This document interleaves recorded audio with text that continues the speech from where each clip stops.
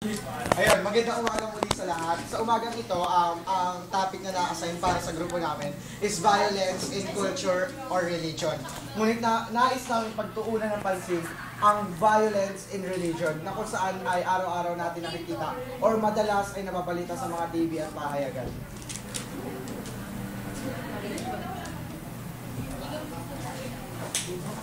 Magandang umaga, bayan.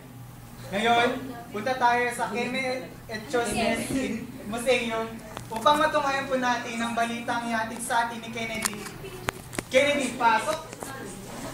Salamat, Kevin. At ngayon ay tayo nasa Cultural Center of the Philippines kung saan nagaganap ang isang exhibit na kung saan marami na tumututol. Ang exhibit na aking sinasabi ay walang iba kundi ang exhibit ni Meneo Cruz kung saan ang mga larawan o mga santo ay ginamit niya sa kanyang exhibit. Ngayon ay mag-i-interview tayo ng iba't ibang uri ng tao upang malaman ang kanilang salubin. Oh, ang ganda naman dito. Parang first time lang. Ilang tayo na?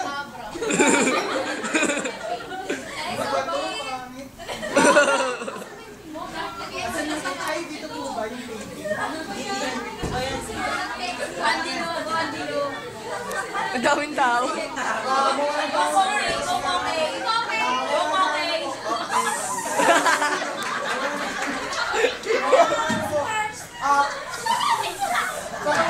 Sa nabasa ko po kayo ay isang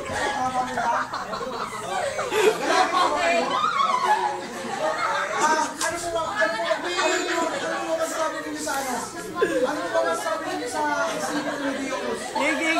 Kababuyan ang ginawa ni Meneo Cruz. Kababuyan ang ginawa ng kababuyan. Ayun po, mag-interview na po tayo.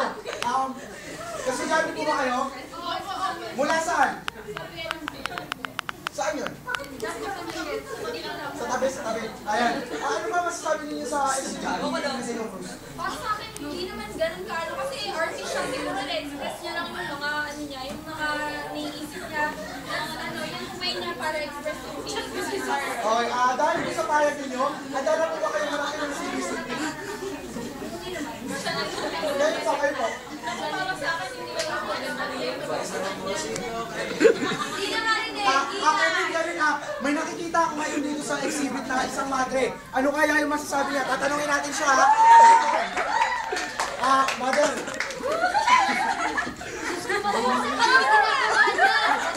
Isang kabalbalan niya sa Panginoon natin, pagawarin siya ng Panginoon.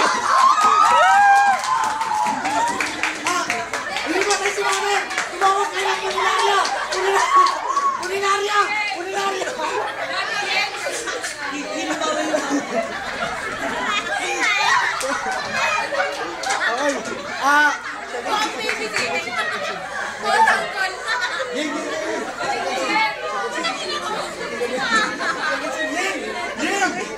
Ang likod tuloy ala. Tawa ko na tao. Game, second scene na tayo Reporter na ako sa madre, huwag kayo mag-ano. Game. Magandang gabi po sa inyong lahat. Nandito po tayo ngayon sa parte ng Intramuros kung saan nakalatay ang isang dating pinuno ng Muslim group.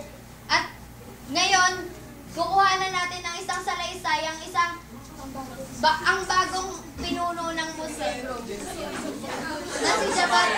si Abdul Jabaray. Ano yung masasabi niyo sa nangyari po sa inyong dating pinuno? Bilang bagong pinuno ng mga Muslim dito sa Pilipinas, parang iyak lang. Ako ay nagdedeklara ng isang jihad o reliyosong alitan o gera sa pagitan ng grupong pumatay sa kanya. At inaanyaya ko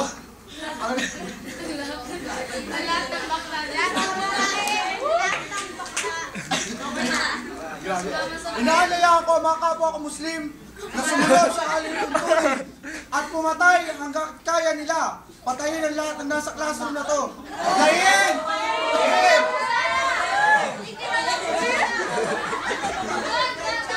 Ayun, isolation na po kami. Sige.